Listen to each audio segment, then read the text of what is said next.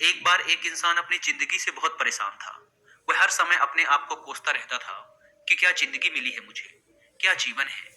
हर परेशानी मेरे साथ ही है, हर दुख मुझे ही आकर घेरता है, हर झंझट मेरे ही सर पड़ती है। एक दिन इसी तरह अपने आप को बैठा हुआ कोस रहा था कि क्या नसीब है मेरा, क्या किस्मत है मेरी, क्या जिंदगी है मेरी, कि तभी अचानक एक बाज अपने शिकार को पंजों में दबाए हुए एक पेड़ पर आकर बैठ जाता है और वहीं पर अपने उस शिकार को खाने लग जाता है।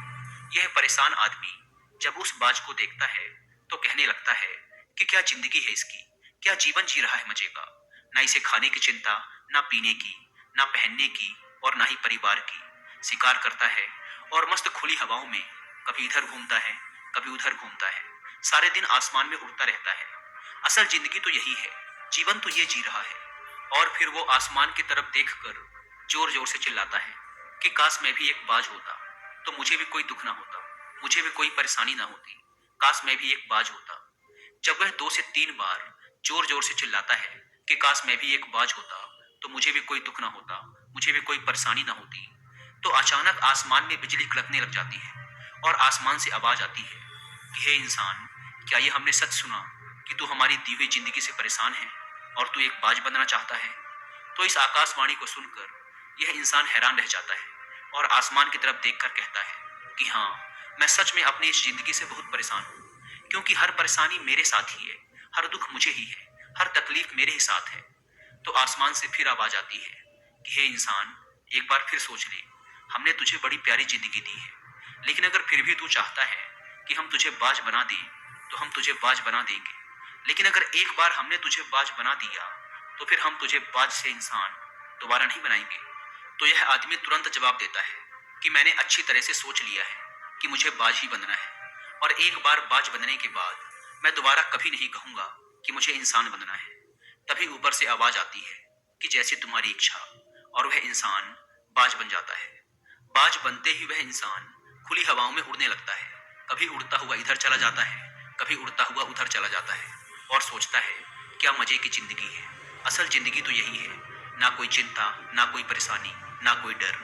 वह सारा दिन ऊंचे आसमान में उड़ता रहता है, 2-3 मिनट पंख मारता है, उसके बाद पंख मारना बंद कर देता है और लंबे समय तक हवाओं में तैरता रहता है। इसी तरह हवाओं में तैरते हुए शाम का समय नजदीक आ जाता है।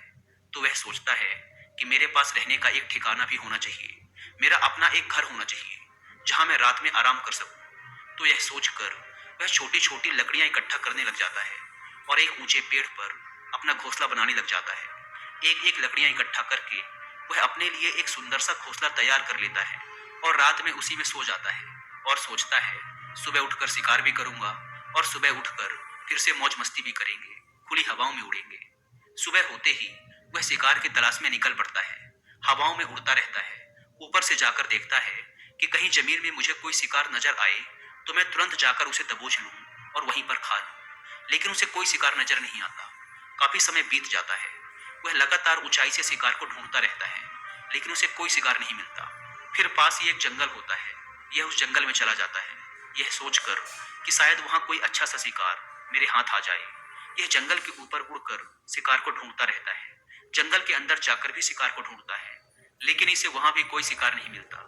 शाम का समय नजदीक आ जाता है तो मायूस होकर वापस अपने घोंसले की तरफ लौट रहा होता है कि रास्ते पर थक कर एक पेड़ के ऊपर बैठ जाता है। जब यह उस पेड़ के ऊपर बैठा होता है तो उसकी नजर एक बीमार चिड़िया पर पड़ती है जो कि घायल अवस्था में होती है। यह तुरंत जाकर उसे दबोच लेता है, उसके पंख निकालकर अलग कर देता है और उसे खा जाता है।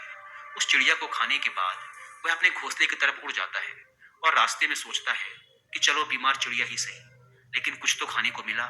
वह अपने घोंसले पर पहुंचकर आराम करने लगता है और सोचता है सुबह एक अच्छा सा शिकार पकड़ूंगा और अपनी भूख मिटा लूंगा। जैसे ही सुबह का प्रकाश होता है, यह निकल पड़ता है अपने शिकार की तलाश में। हवा में उड़ता रहता है, उड़ता रहता है, लेकिन आज फिर कोई शिकार इसके हाथ नहीं आता। काफी समय बीत जाता है। यह ऊंचाइयों पर जाकर अपनी तेज नजरों से शिकार को ढूंढने की पूरी कोशिश करता है, लेकिन इसे कोई भी शिकार नजर नहीं आता। फिर यह पास के उस जंगल की तरफ चला जाता है, लेकिन इसे वहां भी कोई शिकार नहीं मिलता। इसी प्रकार पूरे दिन उड़ते उड़ते शाम का समय नजदीक आ जाता है। तो यह निराश होकर वापस लौटने लगता है और रास्ते में एक पेड़ पर आकर बैठ जाता है। सोचता है शायद आज फिर कोई बीमार चिड़िया मेरा इंतजार कर रही हो। लेकिन हर बार किस्मत मेहरबान थोड़ी होती है। आज इसे कोई बीमार चिड़िया नहीं मिलती। यह थक हार कर वापस अपने घोंसले की तरफ चल पड़ता है और घोंसले पर पहुंचकर भूखा प्यासा ही सो जाता है और सोचता है, कल सुबह एक बड़ा सा शिकार पकड़ूंगा और आज की भूख भी मिटा दूंगा। रात को अपने घोंसले में सोया होता है, गहरी नींद में होता है कि तभी एक भयानक तूफान आता है। इस तूफान की हवा इतनी तेज होती है कि इसके घोंसले को उड़ाकर एक जगह फेंकती है और इसे कहीं दूर दूसरी जगह फेंकती है। तो ये जहां पर गिरता है वहां नीचे एक नोकदार लकड़ी पड़ी होती है जो इसके पंजे में गड़ जाती है और इसे बुरी तरह घायल कर देती है। तूफान के रुकने के बाद बारिश शुरू हो जाती है। तेज बारिश होती रहती है पर यह किसी तरह से पेड़ों के नीचे छुपकर बैठा रहता है। बड़ी मुश्किल से इसकी रात कटती है। जब सुबह होती है तो बारिश रुक जाती है। बारिश के रुकते ही चारों तरफ खुशियां छा जाती हैं। चारों तरफ हरियाली छा जाती है। नदियां और झरने तेजी से बहने लगते हैं। सब कुछ फिर पहले के जैसा हो जाता है। लेकिन ये बाज अब पहले के जैसा नहीं रहा। इसका पांव बुरी तरह घायल हो चुका है। इसके पंजे में जो लकड़ी लगी थी उसकी वजह से इसका पंजा बुरी तरह छत बिछत हो गया है। और मैं आपको बता दूं कि बाज का जो पंजा होता है वह उसके शिकार को पकड़ने के लिए सबसे जरूरी होता है, क्योंकि बाज अपने पंजों से ही अपने शिकार को पकड़ता है, दबोचता है और फिर अपनी चोंच के माध्यम से नोच नोच कर खाता है। लेकिन अब इस बाज का पंजा बुरी तरह से घायल हो चुका था और वह पिछले 2 दिनों से भूखा भी था। यह शिकार की खोज में थोड़ा सा उड़ता है कि शायद फिर कहीं कोई बीमार चिड़िया इसे मिल जाए। लेकिन कहाँ बार बार कोई बीमार चिड़िया मिलने वाली थी। वह कुछ देर तक उड़ता है लेकिन फिर भूख और दर्द के मारे थक कर एक पेड़ पर आकर बैठ जाता है। वह पेड़ पर आकर बैठ तो जाता है लेकिन उसे पता नहीं था कि यहाँ एक और मुसीबत उसका इंतजार कर रही है। और वह मुसीबत यह थी कि 8-10 कौवों का एक झुंड मिलकर इसे परेशान करने लग जाते हैं। इसके ऊपर आकर इसके घाव में चोंच मारने लग जाते हैं। उन्हें भी पता चल जाता है कि यह बाज घायल है और भूख की वजह से कमजोर भी है। यह बाज उनसे बचने के लिए थोड़ा सा उड़ता है और फिर जाकर बैठ जाता है। उनसे पीछा छुड़ाने का प्रयास करता है लेकिन वो फिर इसके पीछे आ जाते हैं। तो ये फिर उड़कर थोड़ी दूर चला जाता है लेकिन वो इसका पीछा नहीं छोड़ते और बार बार इसके पास आकर इसे परेशान करते हैं। कौवे अक्सर बाज के साथ ऐसा करते हैं लेकिन फिर बाज भी उनके साथ एक खेल खेलता है। जब कौवों का झुंड बाज को परेशान करता है और उनका पीछा नहीं छोड़ता तो बाज हवा में सीधी उड़ान भरने लग जाता है। वह तेजी से सीधा ऊपर की ओर उड़ने लग जाता है। कौवे भी उसके पीछे उड़ते हैं लेकिन कुछ देर तक उड़ने के बाद कौवे ऐसी ऊंचाई पर पहुंच जाते हैं जहां पर उन्हें ठीक से ऑक्सीजन मिलनी बंद हो जाती है। उनका दम घुटने लग जाता है, उनकी सांस रुकने लग जाती है। तो फिर वो वहां से ऊपर नहीं जा पाते।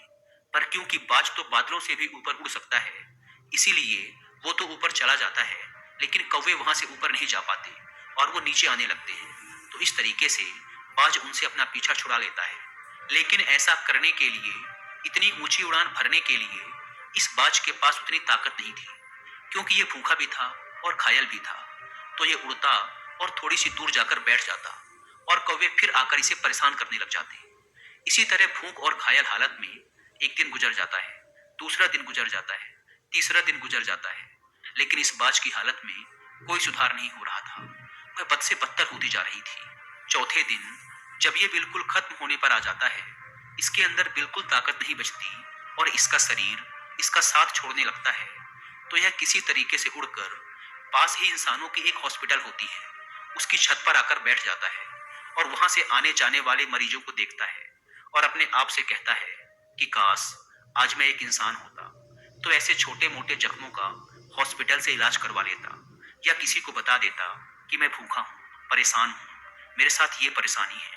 लेकिन आज मैं एक ऐसा बेजुबान परिंदा हूँ जो किसी से कुछ नहीं कह सकता, किसी को अपना दुख नहीं बता सकता, किसी से कोई मदद नहीं मांग सकता। यही बात सोचकर वह उसी छत पे अपना दम तोड़ देता है। वह अपनी जान की कुर्बानी तो दे जाता है लेकिन साथ ही साथ हमें यह सीख भी दे जाता है कि आपको जैसा बनाया गया है, आप जैसे भी हो उसी में खुश रहो और उसी में बेहतर करने की कोशिश करते रहो, ना कि इस बात से परेशान रहो कि काश मैं ऐसा होता, काश मैं वैसा होता, काश मैं ये बन जाऊं। आपको जैसा भी बनाया गया है आप उसी में अपना सर्वश्रेष्ठ करने का प्रयास करते रहो। दोस्तों, ये कहानी तो काल्पनिक है लेकिन हमें जीवन का एक बहुत ही महत्वपूर्ण नियम सिखाकर जाती है कि हम जैसे भी हैं अच्छे हैं, बस हमें उसी में अपना सर्वश्रेष्ठ करने का प्रयास करते रहना चाहिए।